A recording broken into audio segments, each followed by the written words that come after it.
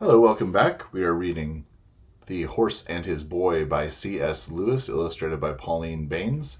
And this will be Chapter 6, Shasta Among the Tombs. Shasta ran lightly along the roof on tiptoes. It felt hot to his bare feet. He was only a few seconds scrambling up the wall at the far end, and when he got to the corner, he found himself looking down into a narrow, smelly street, and there was a rubbish heap against the outside of the wall, just as Corinne had told him. Before jumping down, he took a rapid glance around him to get his bearings. Apparently, he had now come over the crown of the island hill on which Tashbaan is built. Everything sloped away before him, flat roofs below flat roofs, down to the towers and battlements of the city's northern wall. Beyond that was the river, and beyond the river a short slope covered with gardens. But beyond that again there was something he had never seen the like of. A great, yellowish-gray thing, flat as a calm sea, and stretching for miles. On the far side of it were huge blue things, lumpy but with jagged edges, and some of them with white tops. The desert, the mountains, thought Shasta. He jumped down onto the rubbish and began trotting along downhill as fast as he could in the narrow lane, which soon brought him into a wider street where there were more people. No one bothered to look at the little ragged boy running along on bare feet. Still, he was anxious and uneasy till he turned a corner and there saw the city gate in front of him.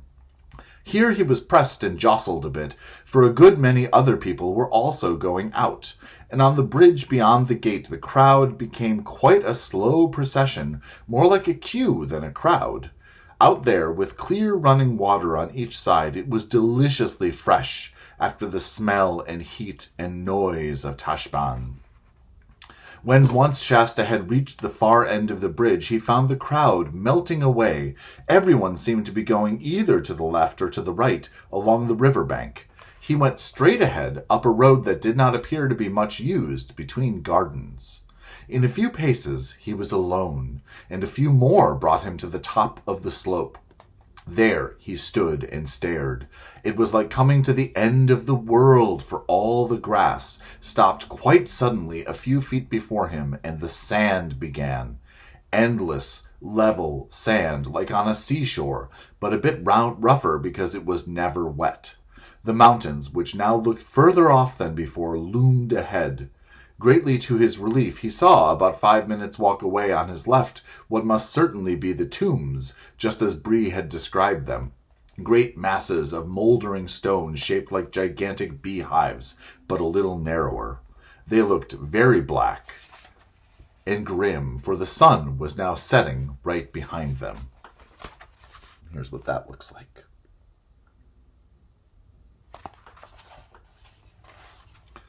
He turned his face west and trotted toward the tombs. He could not help looking out very hard for any sign of his friends, though the setting sun shone in his face so that he could see hardly anything.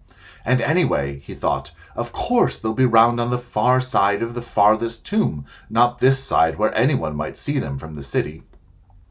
There were about 12 tombs, each with a low arched doorway that opened into absolute blackness.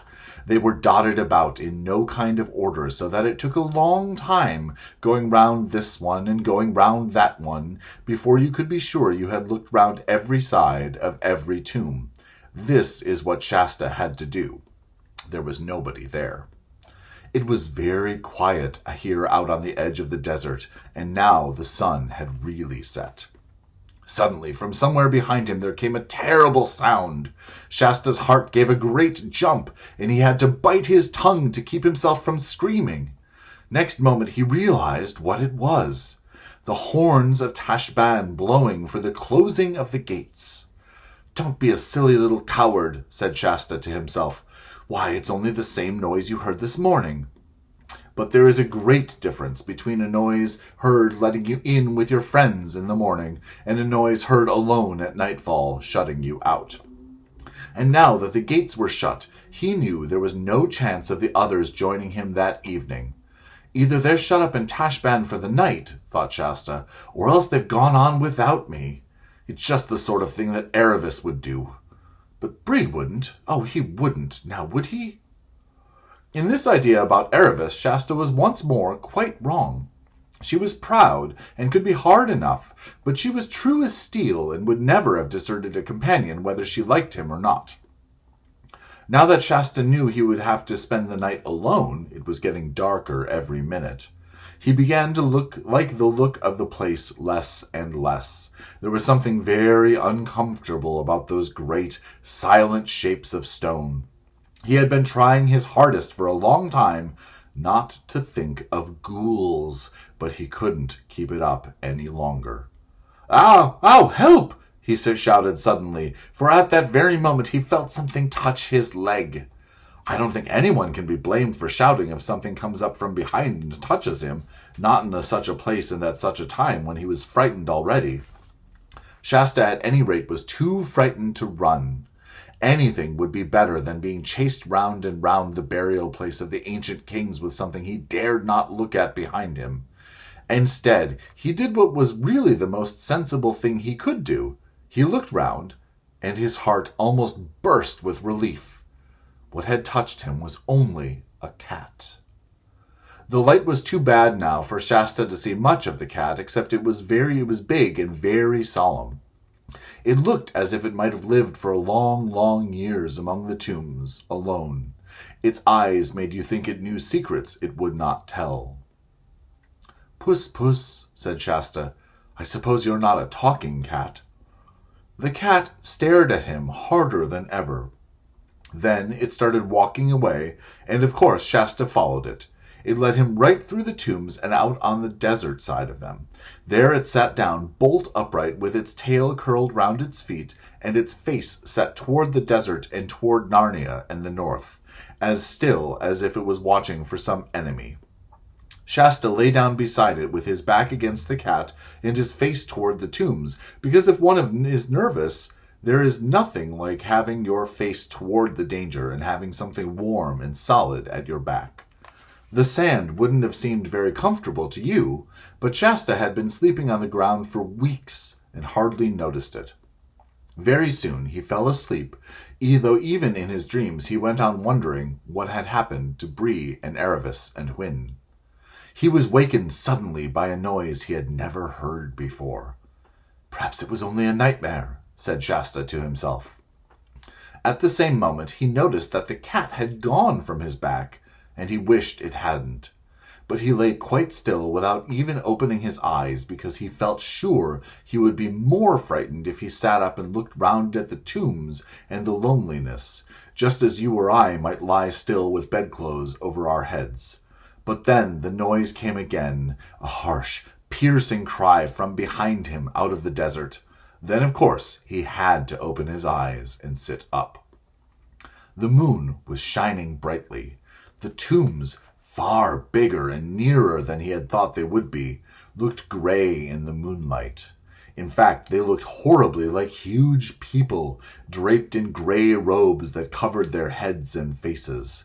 They were not at all nice things to have near you when spending a night alone in a strange place. But the noise had come from the opposite side, from the desert. Shasta had to turn his back on the tombs. He didn't like that much, and stare out across the level sand. The wild cry rang out again. "I hope it's not more lions," thought Shasta. It was, in fact, not very like the lion's roars he had heard on the night when they met Hwin and Erebus, and was really the cry of a jackal.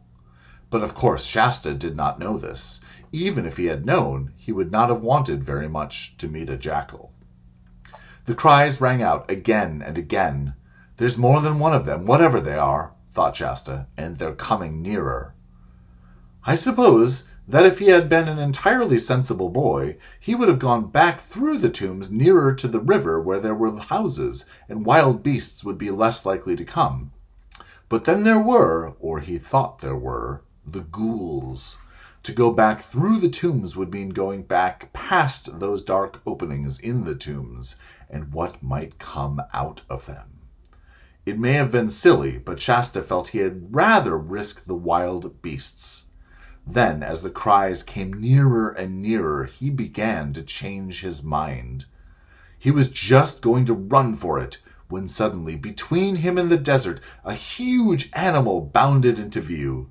As the moon was behind it, it looked quite black, and Shasta did not know what it was, except that it had a very big, shaggy head and went on 4 legs. It did not seem to have noticed Shasta, for it suddenly stopped, turned its head toward the desert, and let out a roar which re-echoed through the tombs and seemed to shake the sand under Shasta's feet. The cries of the other creatures suddenly stopped, and he thought he could hear feet scampering away. Then the great beast turned to examine Shasta. "It's a lion, I know it's a lion," thought Shasta. "I'm done. I wonder will it hurt much? I wish it was over. I wonder does anything happen to people after they're dead? Oh, here it comes." And he shut his eyes and teeth tight. But instead of teeth and claws, he only felt something warm lying down at his feet. And when he opened his eyes, he said, "Why, it's not nearly as big as I thought. It's only half the size. No, it isn't even a quarter of the size. I do declare it's only the cat. I must have dreamed all that about its being as big as a horse." And whether he really had been dreaming or not, what was now lying at his feet, and staring him out of countenance with its big green unwinking eyes, was the cat, though certainly one of the largest cats he had ever seen. "Oh, Puss," gasped Shasta, "I am so glad to see you again. I've been having such horrible dreams." And he lay at once down again, back to back with the cat as they had been at the beginning of the night. The warmth from it spread all over him. "I'll never do anything nasty to a cat again as long as I live," said Shasta, half to the cat and half to himself. "I did once, you know. I threw stones at a half-starved, mangy old stray. Hey, stop that!" For the cat had turned round and given him a scratch. "None of that," said Shasta. "It isn't as if you could understand what I'm saying." Then he dozed off. Next morning when he woke, the cat was gone, the sun was already up, and the sand hot. Shasta, very thirsty, sat up and rubbed his eyes. The desert was blindingly white, and, though there was a murmur of noises from the city behind him, where he sat, everything was perfectly still. When he looked a little left and west so that the sun was not in his eyes, he could see the mountains on the far side of the desert, so sharp and clear that they looked only a stone's throw away. He particularly noticed one blue height that divided into 2 peaks at the top and decided that it must be Mount Pyre. "That's our direction, judging by what the raven said," he thought. "So I'll just make sure of it so as not to waste any time when the others show up." So he made a good, deep, straight furrow with his foot, pointing exactly to Mount Pyre.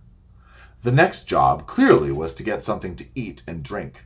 Shasta trotted back through the tombs. They looked quite ordinary now, and he wondered how he could have ever been afraid of them, and down into the cultivated land by the river's side. There were a few people about, but not very many, for the city gates had been open several hours, and the early morning crowds had already gone in. So he had no difficulty in doing a little raiding, as Bree called it. It involved a climb over a garden wall, and the results were 3 oranges, a melon, a fig or 2, and a pomegranate. After that he went down to the river bank, but not too near the bridge, and had a drink. The water was so nice that he took off his hot, dirty clothes and had a dip. For of course Shasta, having lived on the shore all his life, had learned to swim almost as soon as he had learned to walk.